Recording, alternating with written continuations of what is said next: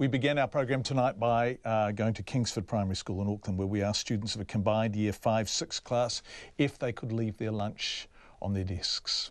Of the 26 children at school in the class today, 15 had nothing for lunch. Others had just a bag of chips or a biscuit. Of the 26, just 2 children had a piece of fruit.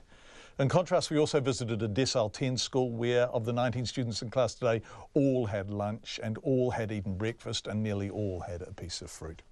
Chris Williams is the principal of Kingsford Primary School, which is a decile 1 school in Mangere. He told our reporter Zach Fleming up to half of his role of 300 children come to school every day with no lunch. He says he isn't surprised that 15 children in one class had no lunch today.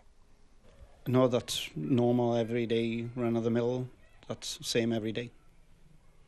And how does that make you feel, knowing that? Makes me feel really sad.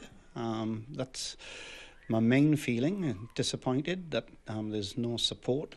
I think that poverty is a major issue in New Zealand that's just not being addressed. It's being swept under the carpet, and the sooner that it is addressed, sooner that children, like the children in my school, can make accelerated progress. It's all about the children achieving and improving their outcomes.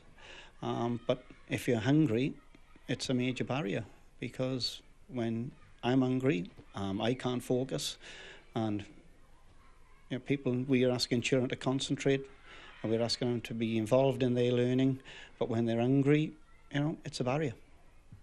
What kind of things do you notice when the kids come to school without lunch compared to when they do, or if they're hungry compared to when they're not? Well, you can see it in the children's behaviour. When you're hungry, you play up, you become more irritable, and it's the same with children. They are a lot more short-tempered.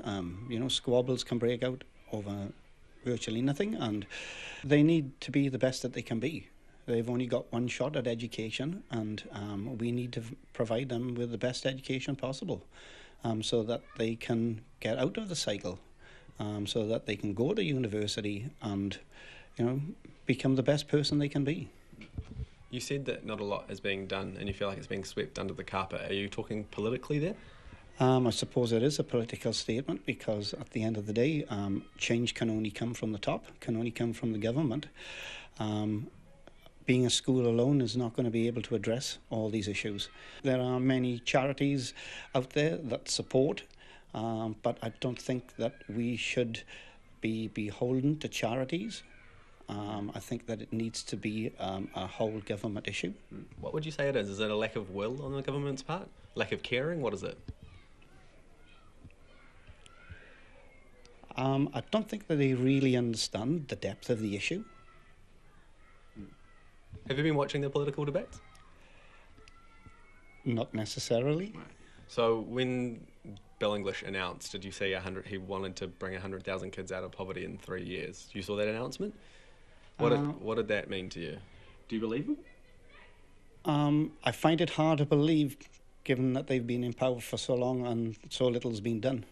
So putting figures out there to say that this will be achieved in our next term of office, I find a little bit unbelievable, yep.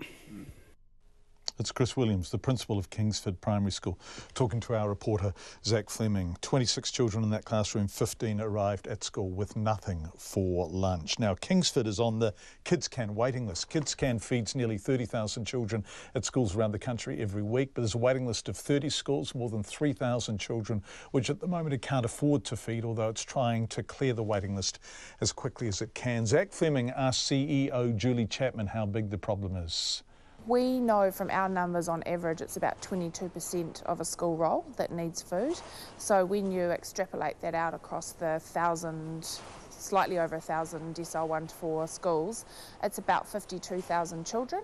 So our goal is to increase our food program next year. We have another 100,000 loaves of bread coming on board to create an amazing lunch program for children, and the goal is to be feeding all of those children within 12 to 18 months. How much would it cost us in total to feed those 52,000 children?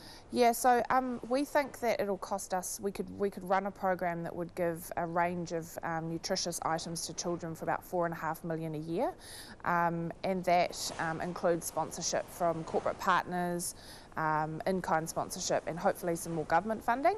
So in the great scheme of things, not a lot really, and that's our aim, is to get there. So if you were given a cash injection tomorrow, within a week perhaps, you could get into those schools? Absolutely, yeah, absolutely. Yeah, and I'll take all offers of cash injections. That's KidsCan CEO Julie Chapman talking to our reporter Zach Fleming.